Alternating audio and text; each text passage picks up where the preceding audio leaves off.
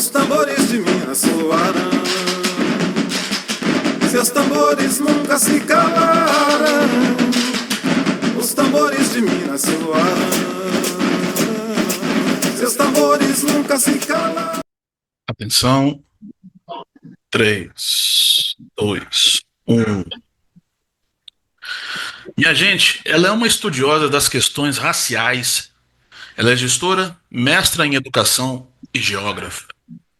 Atualmente, coordenadora de projetos raciais voltados para o empoderamento jovem negro, em parceria com a empresária de beleza Laís Duarte.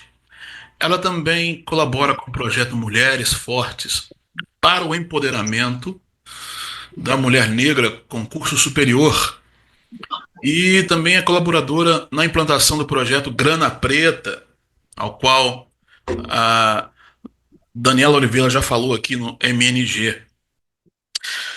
No Minas Negras Gerais de hoje, falando um pouco sobre a inteligência invisibilizada da população preta, eu tenho aqui com a gente Simone Mota. Ocolofé, Simone. Ocolofé, Olorum. Tudo bem contigo? Tudo bem, muito obrigada por esse convite, muito obrigada por estar aqui, para que a gente tenha um ótimo papo. Vamos lá, vamos lá. Afroconexões. Afroconexões. E nada melhor do que fazer isso no momento de aquilombamento, né? A Daniela Oliveira falou que você que criou essa palavra. Foi. Faço parte também de um processo, de um projeto que chama Projeto Grana Preta, no primeiro Instituto Digital do Brasil, que chama Instituto Connect Chu, aqui em Ribeirão Preto. E nos nossos encontros, que estávamos aquilombados, nesse processo de fortalecimento de afroempreendedores, essa palavra veio com muita força e com muita potência. E nós precisamos fazer afroconexões em todos os sentidos. No sentido profissional, intelectual, de todas as formas. E se estamos conectados, afroconectados, ninguém nos segura, né? Não é? Já éramos assim no passado distante, por que não agora? Termo aquilombar, que se a gente pensa que é quilombo, nada mais era do que pessoas fazendo afroconexões, para poder fazer uma mudança numa estrutura social, para poder ter uma manutenção no resgate da ancestralidade. Então, o quilombo ele teve essa função. Era um ponto de resistência, né? Era um ponto em que tudo acontecia ali de uma forma orgânica, estruturada, e tinha essa afroconexão, sim, até com os povos originários, que foram extremamente importantes também para esse conceito de quilombos que nós tínhamos antes. Então, eu acho que faz todo sentido. Afroconexões, que a gente está trazendo de volta a isso, juntamente com o aquilombamento. Falando em povos originários, povos pretos, o Brasil ele ainda apresenta uma completa ignorância acerca da cultura afro-brasileira, né? Sobretudo, a inteligência e capacidades da população preta. Como é que você vê isso e como é que você acha que a gente pode reverter essa situação? Eu acho que a gente tem dois pontos nesse processo, né? Primeiro que, quando eu falo da invisibilidade da inteligência da população negra, na realidade eu acho que é até um receio, porque se a gente for olhar, buscar na nossa história, a civilização egípcia veio antes da civilização grega. Então, quem é que bebia na fonte dos conhecimentos? Então, nós temos aí vários estudos, já vários movimentos, em que a gente tem os filósofos gregos que iam até o Egito, estudavam no Egito, estudavam no território africano, e depois iam embora. E lançavam todos os seus materiais, que a gente fala da filosofia grega como se fosse universal, como se fosse o único ponto de inteligência. Mas ninguém fala onde é que eles foram beber dessa inteligência para poder se manter ali. Com certeza você já ouviu falar que Pitágoras é o pai da matemática, Euclides é o pai da geometria, Tales de Mileto é pai da filosofia, Nicolau Copérnico é o pai da astrologia e muitos outros. Vocês sabem o que eles têm em comum? São gregos e estudaram no Egito. Os gregos visitaram o Egito como estudantes e aprenderam com os africanos. Por exemplo, Platão estudou no Egito por 13 anos. Pitágoras estudou geometria, matemática, medicina e filosofia por 22 anos no Egito. Tales, o primeiro filósofo grego, estudou no Egito por 7 anos. Platão, em um dos seus escritos chamado de Fedro, escreve que Tote egípcio foi o inventor dos números e da aritmética. E o mais importante de tudo, inventou também as letras. Tote é um deus egípcio do conhecimento, da sabedoria, da escrita, da música e também da magia. Há milhões de anos atrás, o povo Dogon do Mali já acreditava que a estrela mais brilhante do céu noturno era chamada de Sirius e tinha 2 estrelas companheiras. Outra coisa também, eles acreditavam no sistema heliocêntrico, que o Sol é o centro do sistema solar e que outros planetas giram em seu torno. Se esses pensadores estudaram no Egito, por que a gente não acredita também o Egito como o berço da sabedoria e do conhecimento e principalmente como o berço das ciências? Acredito que seja pelo racismo científico. Muitos até hoje ainda acreditam que as pirâmides egípcias foram construídas pelos extraterrestres e durante a colonização, povos africanos foram mortos e os seus crânios foram estudados para ver se eles tinham inteligência e capacidade de pensamentos. Ninguém fala da primeira universidade, que é em Marrocos, né? Ninguém fala sobre todos os inventos ligados à parte de metal, à parte de literatura, à parte de conhecimento de pedras preciosas que existiam antes. Então, isso, no período da escravização que chegou até a América, isso foi fundamental para os colonizadores.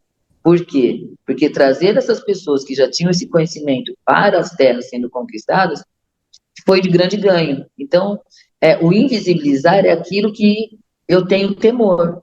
Será? Se eu dar força para essa pessoa que sabe tanta coisa, ela pode ser uma concorrente muito forte. Então, esse invisibilizar, ele está muito ligado, olha, essas pessoas já têm um conhecimento, o que a gente faz?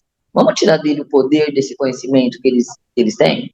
E vamos colocar que vamos inserir dentro de um DNA dentro deles ali, de que, olha, vocês não são tão capazes assim, que é uma maneira que eu tenho de domínio também. Então, e aí você me faz uma outra pergunta, como é que a gente muda isso? Visibilizando essas pessoas hoje, que eu acho que é um caminho que a gente vem traçando já há muito tempo, mas que agora está com um holofote um pouco maior para isso.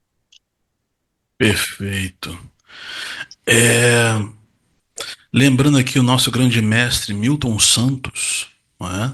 Também geógrafo, Também geógrafo. E um ativista ferrenho, né, das questões étnico-raciais. Você sendo geógrafa também, como é que você pode contribuir para a questão da população preta em nossa sociedade brasileira? Como é que você acha que um geógrafo ou uma geógrafa contribui para o crescimento da nossa africanidade numa sociedade brasileira de hoje? Enquanto geógrafo, o que a gente faz? Qual é o papel do geólogo, do estudioso de geografia, do professor de geografia, né? Qual? E buscar essa fonte, essas informações, esses pontos históricos que não eram ditos e que não eram colocados, juntamente com o historiador, né, gente? Não são colocados nos livros didáticos, não estão nas rodas de conversa.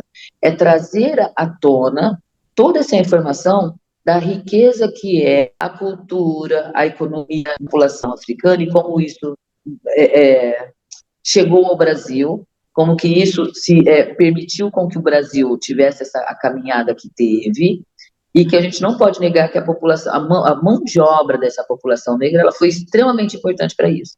E ela não foi visibilizada da maneira que deveria ser. Então, o geógrafo, o que ele vai fazer? É trazer pontos críticos para isso. Vamos entender quem é quem nessa organização social do Brasil, mas com os devidos olhares, quando a gente olha para a população negra, quando a gente olha para a população originária, e quando a gente pega a história nos livros didáticos, essas populações, elas são minimizadas, né? A função dessas pessoas, né, desses grupos, dentro da história do Brasil, elas são minimizadas. Então, qual é o papel do geógrafo, do historiador hoje, do sociólogo, do filósofo, das pessoas das humanidades, é trazer à tona quem sempre foi essas pessoas que fizeram e que fazem parte da nossa sociedade, que compõem hoje. Então, hoje nós somos resultados de todo esse processo que aconteceu. Hoje, muitas vezes, a gente tem medo de se expor, de mostrar quem somos, por quê? Para que estivéssemos aqui, isso foi tirado de nós. Então, qual é o papel que a gente tem? É trazer esse olhar. E Milton Santos, que eu preciso dizer que é a minha referência primeira dentro da geografia, até porque ele já lá no século passado, nossa, parece que faz tanto tempo, né? Mas Milton Santos, em toda a sua trajetória, ele traz luz sobre isso. Ele vai falar como a sociedade socialmente estava caminhando, economicamente caminhando. Ele já falava de globalização no formato que é hoje, e como isso cada vez mais distancia as pessoas de condições econômicas dos países muito diferentes. E quem eram os mais afetados? Sempre a população onde você tem majoritariamente a população preta. Então, Milton Santos, ele deixou isso como legado, para que os geólogos continuem pensando assim, continuem trazendo à luz e fazendo essas reflexões, essas provocações, para que a gente possa olhar melhor para esses conceitos e mudar mesmo. E eu acho que é um caminho.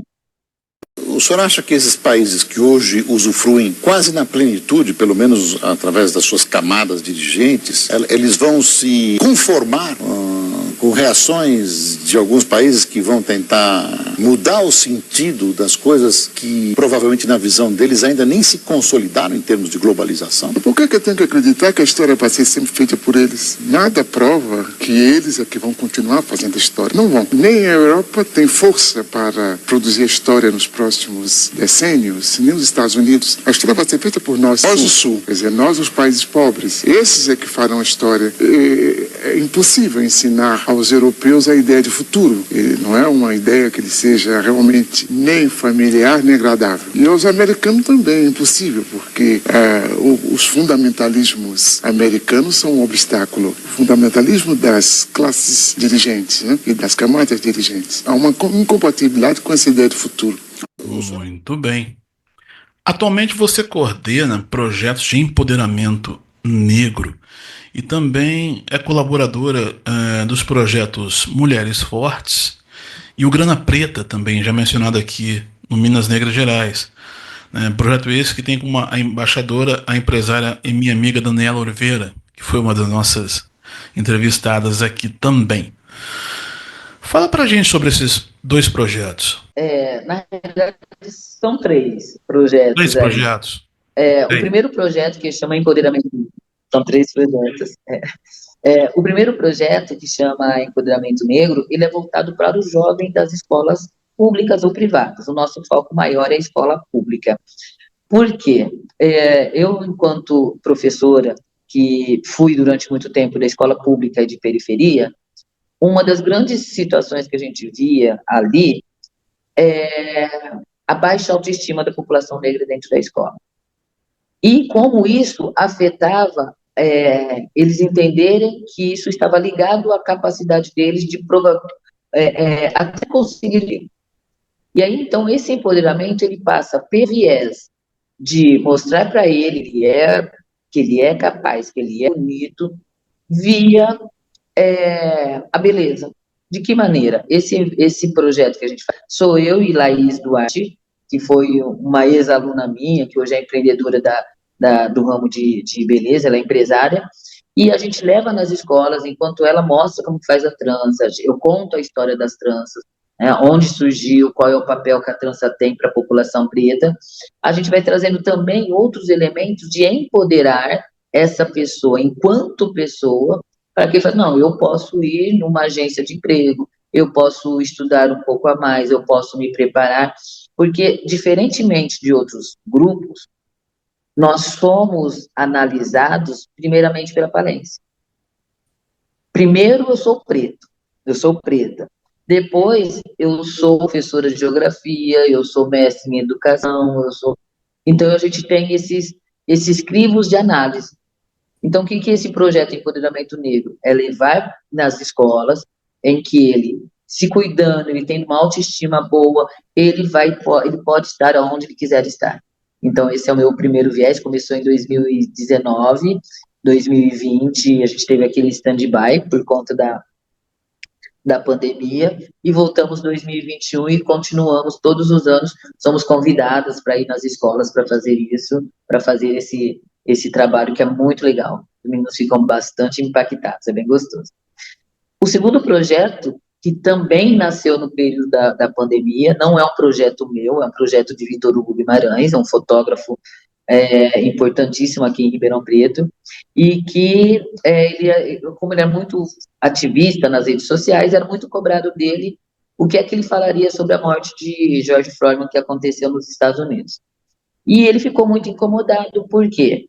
Porque todas as vezes que a gente vai falar sobre a população negra, a gente sempre tem um ponto de tragédia envolvendo.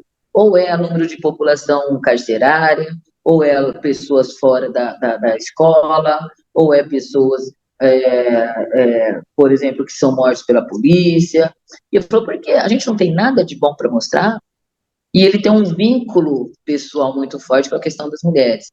E aí ele voltou esse foco para quê? A gente vai, então, homenagear, enaltecer a mulher preta com formação universitária. Por quê? Qual que é a nossa linha de chegada? População preta. Ensino médio. Né? Ninguém espera. Quando você olha para uma pessoa e pergunta para ela, para uma mulher negra, qual é a sua formação? Até onde você estudou? Eu fiz até o terceiro ano e terminei. E aí ele entrevistou juízas negras, médicas, psicólogos. E aí o que acontece? Esse projeto, ele acabou dando visibilidade para essas mulheres e automaticamente para suas ancestralidades. Porque muitas mães, muitas avós se sentiram homenageadas. Olha, eu trabalhei, lavei roupa para minha filha poder ser médica. Eu limpei casa de outras pessoas para minha filha poder ser dentista. Então, essas mulheres também foram homenageadas por fazer parte dessa ancestralidade de cada mulher que conseguiu chegar até ao curso superior, e muitas delas vivem disso, outras é a base para serem empreendedoras em outros segmentos, né? E o terceiro projeto, que é o que eu faço parte agora, que é o projeto Grana Preta, esse é para enaltecer, sim, o afroempreendedor de Ribeirão Preto e região, para que eles entendam que eles não são autônomos, porque o trabalhador, o autônomo negro, ele não se vê como empreendedor, e muito menos como empresário. Então, nosso papel ali é mostrar, olha, você que tem, né, uma serralheria no seu bairro, você administra tudo, você é sim um empreendedor, você é sim um empresário. Não importa em qual ponto geográfico da cidade que você está. E aí, a partir do momento que ele se vê como um empresário ou como um empreendedor, ele vai pensar, nossa, eu tenho que aprender como que eu vou gerenciar o meu negócio? Como é que eu vou fazer a publicidade do meu negócio? Como é que eu vou gerenciar a entrada e saída? Então, esse é o projeto Grana Preta e, principalmente, fazer com que o dinheiro faça, que a gente chama de black money, né? Que faça aquele giro primeiro entre a população negra. Então, pretos comprando de pretos. E depois o nosso dinheiro vai. Então, se a gente for fazer paralelos, né, o povo judeu, ele fica mais tempo com o dinheiro girando entre eles. Enquanto nós, povo preto, o dinheiro fica pouquíssimo tempo. Ele não chega a ficar uma hora na nossa mão. Ele não fica uma hora na nossa mão. A gente acabou de pegar esse dinheiro, a gente já vai em outro espaço. Eu tenho uma manicure, ao invés de ir numa manicure negra, eu faço o quê? Eu paro e penso para fazer isso? Não. Eu vou fazer isso organicamente. Mas se a gente aprendeu a fazer organicamente isso, por que a gente não aprende também fazer esse dinheiro girar entre a população preta? Então, o Instituto Connect to, que tem esse projeto Grana Preta, na qual eu faço parte, também sou embaixadora como a Dani, a finalidade é esse processo. Então, está no período de adequação, que ele nasceu tem quase 9 meses de gestação esse projeto, que ele já nasceu com potência, já nasceu intenso, e ele está aí, se fortalecendo cada vez mais. Muito bem. Queridíssima, eu te desejo sucesso nos seus empreendimentos. Sucesso com tua família. Aquilombamento sempre. Minas Negras Gerais se sente grato pela sua presença aqui. Deixa aí um recado para pretos e pretas Brasil afora. Meu recado é o seguinte, gente. Aquilombam-se. Façam afroconexões. E aproveitando, já que falando de projeto, que eu sou uma mulher dos projetos, tá chegando aí Vozes Femininas. Vozes Femininas também é um projeto em que eu estou encabeçando também com uma parceira, e esse projeto tem a finalidade também de fortalecer mulheres, todas as mulheres, para que elas cada vez mais se sintam empoderadas para estar em todos os lugares, fazerem o que querem, o que sentem vontade, o que têm desejo. Então, meu recado para vocês, mulheres do mundo afora, aquilombam-se. A gente está falando do Brasil, mas cabe lembrar que a gente enquanto estamos nas redes, a gente vai aonde quiserem nos ver, né? Então, que a gente se aquilombe, que a gente faça afroconexões e que a gente perceba que a gente pode estar aonde a gente quiser. É sobre isso. Muito bem. Conversei hoje com a cidadã de Ribeirão Preto, Simone Mota, geógrafa, estudiosa das questões raciais. Simone é prova de um Brasil preto que dá muito certo. Força pra nós. Total. E aí, gostou do vídeo e quer colaborar com o canal? Envie agora um Pix com qualquer contribuição para minasnegrasgeraispix@gmail.com. Ajude o canal. Os tambores de Minas soaram, seus tambores nunca se calaram. Os tambores de Minas soaram, seus tambores nunca se calaram.